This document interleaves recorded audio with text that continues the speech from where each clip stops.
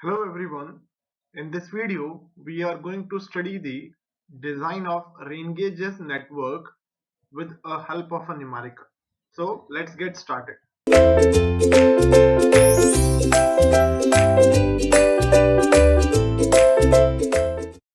till now, we have studied that the rain gauges are used to collect the data about the rainfall.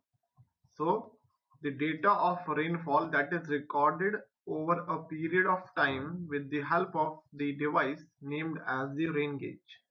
Now, since an entire area is represented by a small rain gauge and in which the extent of the area through which the rainfall is recorded, that is also very less. So that area is very small compared to the areal extent of the storm. So to have a clear picture about the storm, we must get the sufficient number of the rain gauges to get a representative picture of the storm over the entire catchment area. And this process is known as the design of rain gauges. And to find out the number and those location of rain gauges, that is defined as the design of the rain gauge network. Now, corresponding to this rain gauge network, there are certain recommendations from the worldwide bodies as well as from the Indian bodies. So at the world level, we are having World Meteorological Organization, which gives different recommendations. So the first recommendation that depends, so all the recommendations given by the bodies that depends upon the type of area in which the rain gauge has to be established. So if the rain gauge is to be installed in the plain areas of the tropical zone, there one station is required for 600 to 900 square kilometer area. For the hilly areas of the tropical zone, one station is required for each 100 to 250 square kilometer area, and at the polar zones, that means where the rainfall is very less but the snowfall is more, there one station is represented by a larger area. So the 1500 to 10,000 square kilometer of the area, even that is represented by a small single rain gauge station. But according to the Indian condition, Indian Meteorological Department, it gives the different recommendations. So for the plain areas, one station is required for each 520 square kilometer area.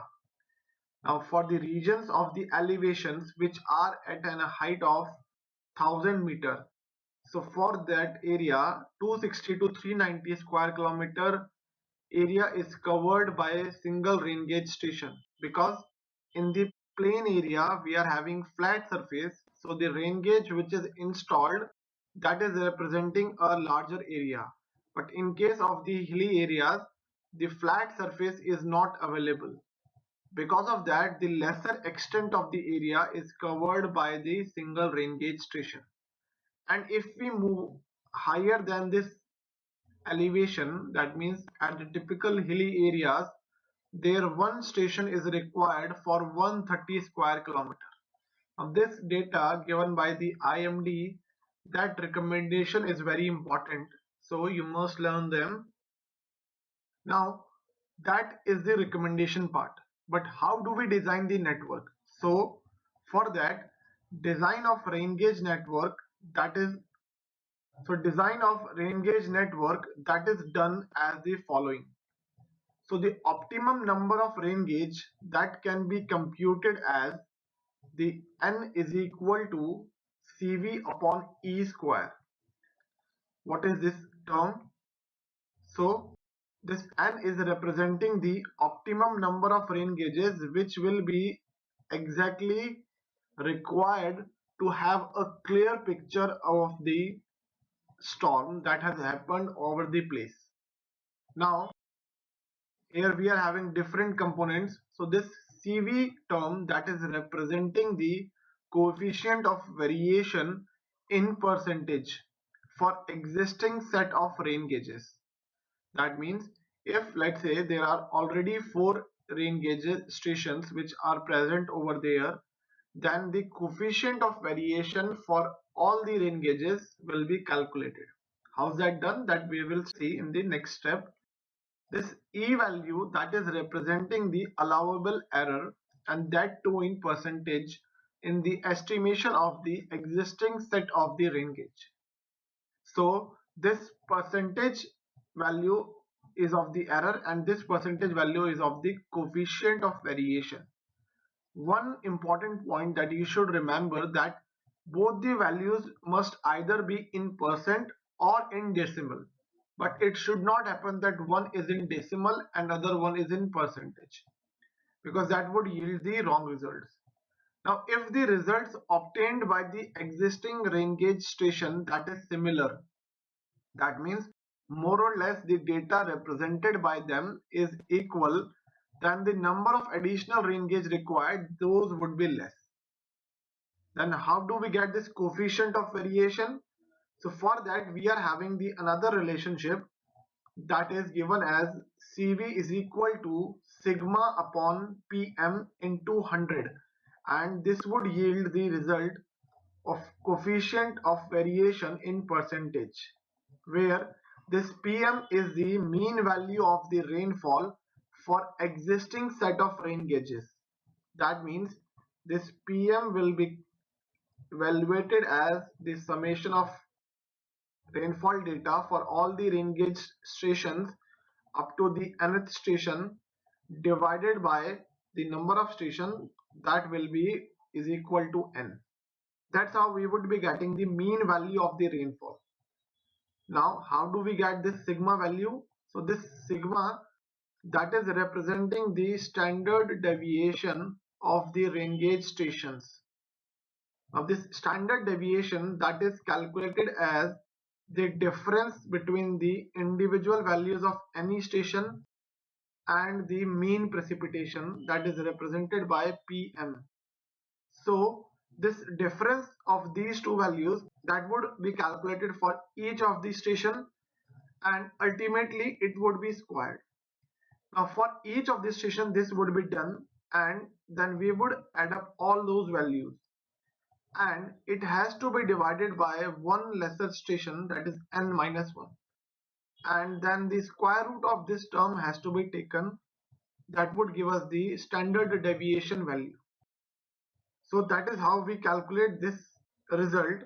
Now the another method, just to simplify this, so we would be adding this pi minus pm square, that would be done by nth times. So this can be taken as out as n value divided by n minus 1. In bracket it would be the p, let's say 1 square minus the pm square. Now this has to be taken the square root, that would also give us the standard deviation. Now here certain variation is there, that is p1 square. This p1 square, that is the average of the square of the precipitation. For all these stations we will be having this square divided by the number of stations, that would give us the mean of the square of the precipitation. Now if the existing number of the rain gauge used in our analysis, then we can calculate the standard or the actual error also. That means using this relation only, if this has to be sorted out, so this can be written as CV divided by square root of n. So if we already know that what is the number of rain gauge, corresponding to that we would calculate this E value, and that is written as the standard error. And once we know the standard error, that means for the existing number of the rain gauges, we can say that this much error is allowed in the values which have been calculated by these rain gauges. Now just to simplify this, we would solve a numerical so that you get a clearer picture about this. So the problem statement says a catchment has a 6 rain gauge station set In a particular year, the annual rainfall which is recorded by these different rain gauges that has been tabulated as given in the following table.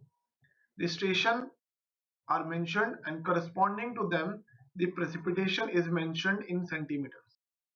So for station A the value is 82.6, for station B the value is 102.9, for station C it is 180.3, for D it is 110.3, for station E it is 98.8, and for F station it is 136.7.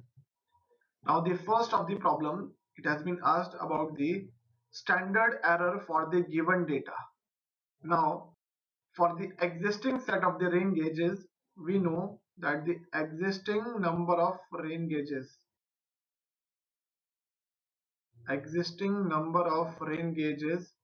that is equal to 6. So that is not enough, because in the calculation of the standard error, that is E, that is CV upon square root of n. So we know the existing number of rain gauges, that is given as 6, but this CV has to be calculated. So for that we would calculate the mean precipitation first. So using the arithmetic mean method, this would be 82.6 plus 102.9 plus 180.3 plus 110.3 plus 98.8 plus 136.7 divided by the number of rain gauges, that is equal to 6. So from here if we take out the average, that comes out to be 118.6 centimeter. That is the mean precipitation over the entire area. Then the square of the mean precipitation, that will be 118.6 its square, and that comes out to be equal to 14065.96 square centimeter.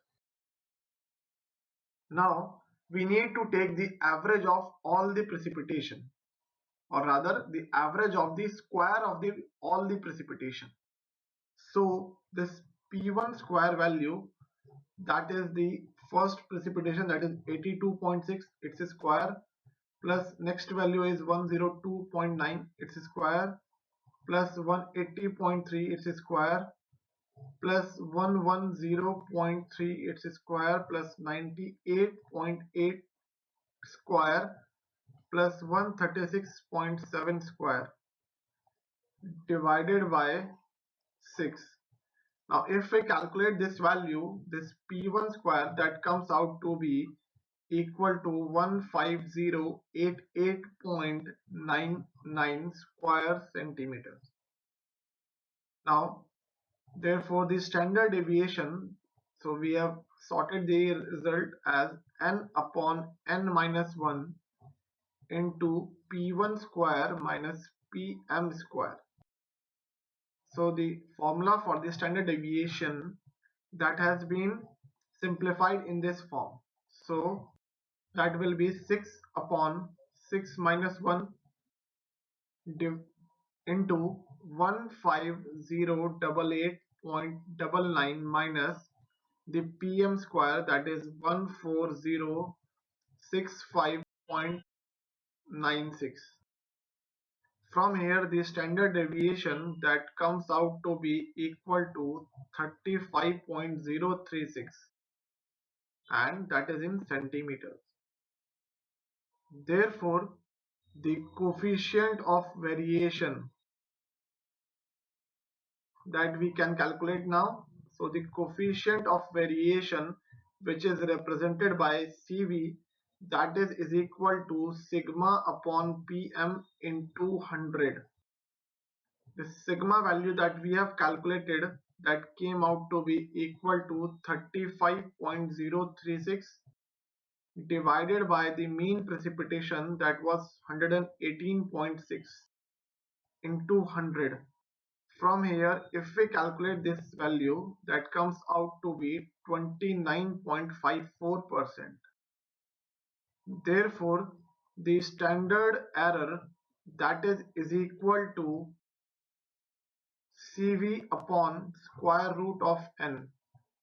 So that is equal to 29.54% divided by square root of 6, and that is equal to 12.05%. That is the value of the standard error.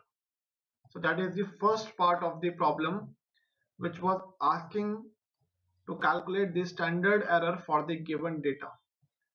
Now in the next part, it has been given that if, let's say, there is already 10% error in the estimation of the mean rainfall, then what would be the optimum number of the rain gauge?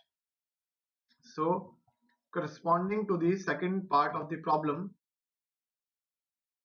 so we know the standard error that has been already given, that is 10%. So if the data is given according to 10%, then what would be the number of rain gauge that will be required? Therefore, the optimum number of rain gauge that is given by capital N, that is equal to CV upon error, its square. So the coefficient of variation that we have already calculated as 29.54%, the error is also given in percentage as 10%, its square. So from here, the value that we are getting, that is equal to 8.73. So obviously we cannot provide the 0.73 part of the rain gauge. That's why this rain gauge is always to be taken as an integer value. So therefore the optimum number of rain gauge required, that is equal to 9 for the 10% allowable error. Therefore additional rain gauges, because we are having already the 6 number of rain gauges, therefore additional rain gauges required will be 9 minus 6, that is required, and 6 are the existing one. Therefore 3 additional rain gauges are required to get the data at 10% of the error. So that completes both the part of the problem. So till now we have looked at all the possibilities of the rainfall data collection. So once we are getting the data, we have rectified that for the continuity and the consistency. After that, we need to look at the representation of the data. So in the next video, we will try to have a look at the different methods in which the rainfall data can be represented. Thank you.